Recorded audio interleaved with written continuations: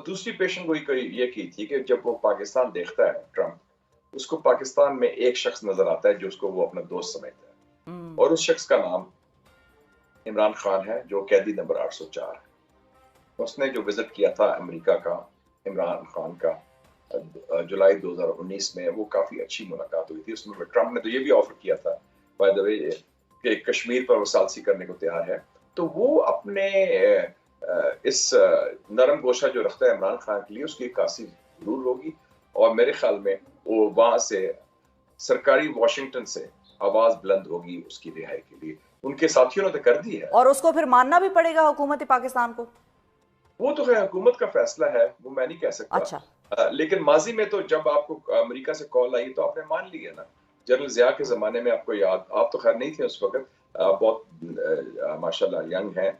जब मैं भी आपकी एज का था उस वक्त यंग जर्नलिस्ट था, तो 1984 में बेनजीर भुट्टो साहब अभी जेल में थी कैद नाहक में, तो अमेरिका ने भेजा स्पेशल एनवॉय, उनका नाम था पीटर गैलब्रेथ।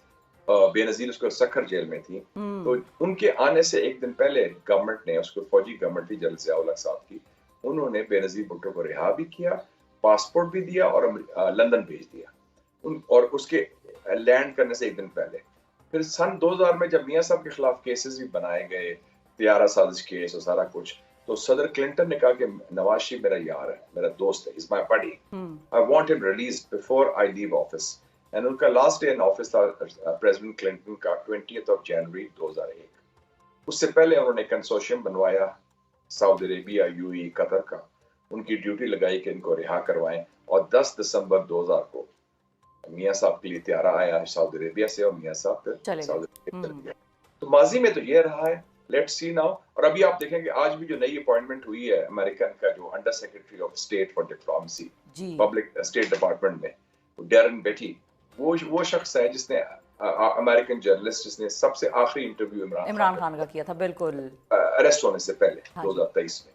तो अब वो बंदा जो है जिसने ट्वीट भी किया है, अरेस्ट भी किया, वो तर्जुमान बन गया है सरकारी अमेरिका का खारजा पॉलिसी पर। बिल्कुल, एक के बाद एक काम ऐसा हो रहा है, हुकूमत भी कहती होगी कौन आदमी आ गया। Connect the dots please. हाँ जी बिल्कुल, कनेक्ट द डॉट्स। अच्छा, फाइनली मुशाहिद साहब ये भी बताइए कि अब जो ट्रंप जो है वो बाकी दुनिया के साथ कर रहे हैं, कनाडा के साथ या चाइना के साथ, या टैरिफ की वॉर है मेक्सिको के साथ, एक तरफ उसको देखिए और दूसरी तरफ ये देखिए कि मोदी और ट्रंप के ताल्लुकात किस तरफ जा रहे हैं। और जाहिर है अब एक विजिट भी होगा जब फॉर्मली एक तरह से इन्विटेशन आ गया और कह दिया कि भाई आप तशरीफ लाइए।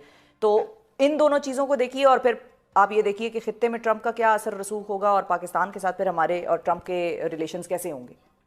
मैं अभी पढ़ा था बयानात राहुल गांधी का, जो कायदे हिज़्ब इख्तिलाफ है हिंदुस्तान की लोकसभा में, वो तो कहते हैं कि मोदी बड़ा घबराया हुआ है, और मोदी को तो दावत नहीं दी ट्रंप ने अपनी इनॉग्रेशन के लिए आने के लिए। अच्छा। और मोदी जो है वो बड़ी घबराहट में है, क्योंकि जो इश्यूज आ गए हैं इलीगल माइग्रेशन के।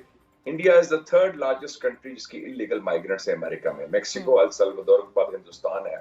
7 लाख इलीगल माइग्रेंट्स हैं हिंदुस्तान के अमेरिका में है, और वो उसको प्रेशर आएगा।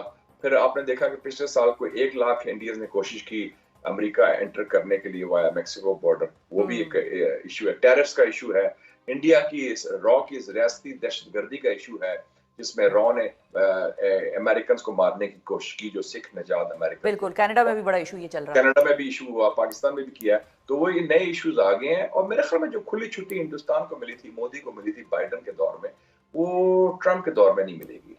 तो इसलिए वो मोदी बड़ी खुशामद कर रहा है, कोशिश कर रहा है जाके वो उसको आराम करे अपना ट्रंप को, और देखते हैं उसका विजिट कैसे होता है। लेकिन मजे की बात है कि हिंदुस्तान के सदर वजीर आजम जा रहे हैं वाशिंगटन, हमारे सदर जा रहे हैं चाइना। तो इससे ये भी तरजीहात में शामिल होता है कि हिंदुस्तान की तरजीह क्या है और पाकिस्तान की तरजीहात क्या है। बिल्कुल सही है। अच्छा, और जाते जाते चूंकि आप पाक चाइना इंस्टीट्यूट के सरबराह भी हैं, ये सवाल मैं आपसे नहीं पूछूंगी तो हम अपने साथ भी ज्यादती करेंगे। जो सदर जरदारी साहब का अब चाइना का दौरा है, वो आपको किस तरह से आउटकम उसकी होती हुई क्या नजर आ रही है, क्योंकि चाइना के बड़े ग्रेव कंसर्न्स रहे हैं हमारी सिक्योरिटी सिचुएशन के हवाले से।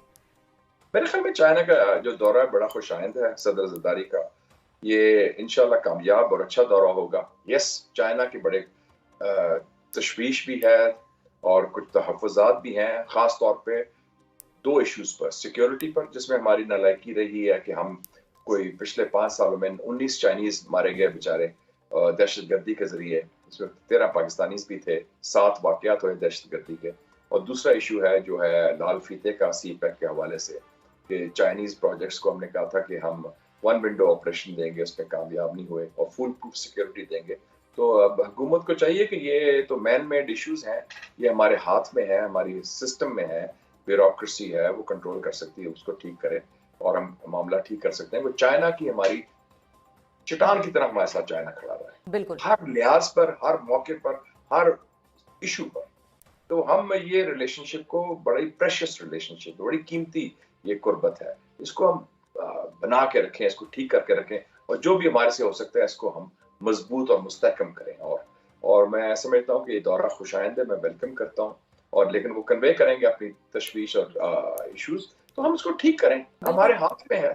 تو اگر نہیں کر سکتے تو یہ ہماری نالائکی ہوگی, یہ حکومت کا فیلئر ہوگا. بہت شکریہ ادا کریں گے مشاہد حسین سید صاحب کے ساتھ. ناظرین, ہماری بڑا ایک انلائٹنگ سیشن جو ہے وہ لگا اور بڑی انٹرسٹنگ گفتگو ہوئی. مشاہد صاحب نے بڑا واضح طور پر کہا کہ جو لیوریج ایک زمانے میں انڈیا لیا کرتا تھا امریکہ کے ساتھ اچھے تعلقات کی, اب وہ لیوریج جو ہے وہ شاید کرٹیل ہوتی دکھائی دے رہی ہے. ساتھ ہی ساتھ انہوں نے یہ بھی کہا کہ قیدی نمبر 804 اور گیٹ نمبر 4 کے درمیان جو رابطے استوار ہو رہے ہیں وہ ایک اچھا شگون ہے, اچھا سگنل ہے, اور وہ چاہتے ہیں کہ اس چیز میں مزید آگے بہتری آئے, اور ان کو یہ بھی امید ہے کہ دوسری طرف سے بھی جواب آ سکتا ہے, اور وہ کسی اور میڈیم کے ذریعے ہو سکتا ہے. ضروری نہیں ہے کہ کاغذی وہ ڈاکیے کے تھرو ہی وہ لیٹر بھجوائیں.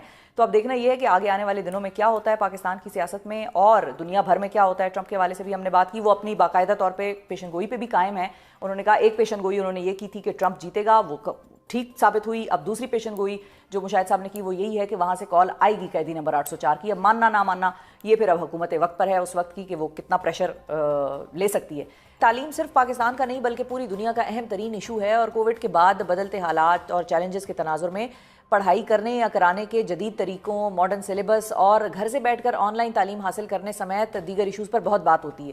جدید تعلیم کے تناظر میں یونیورسٹی آف لنڈن ایک بڑا پرانا اور قابل اعتماد نام سمجھا جاتا ہے, اور پاکستان سمیت دنیا بھر سے ہر سال لاکھوں طلباء یونیورسٹی آف لنڈن کے ڈسٹنٹ لرننگ پروگرام سے مستفید ہوتے ہیں, جن میں اب میں بھی فخریہ طور پر شامل ہوں. یونیورسٹی آف لنڈن کن پلانز پر کام کر رہی ہے, کس طرح سے یہ پلان کنسیو ہوا کہ دور بیٹھے کسی اور ملک میں بیٹھے اسٹوڈنٹ کو تعلیم پہنچانی ہے, اور اتنا ایک جامع طریقہ اور نظام ڈیولپ کیسے ہوا, اسی حوالے سے گفتگو کرنے کے لیے ہمارے ساتھ اسٹوڈیو میں موجود ہیں یونیورسٹی آف لنڈن کی وائس چانسلر اور president professor Wendy Thomson. Hi professor, thank you for your time, great to have you. Thank you. It's great to be here with you today.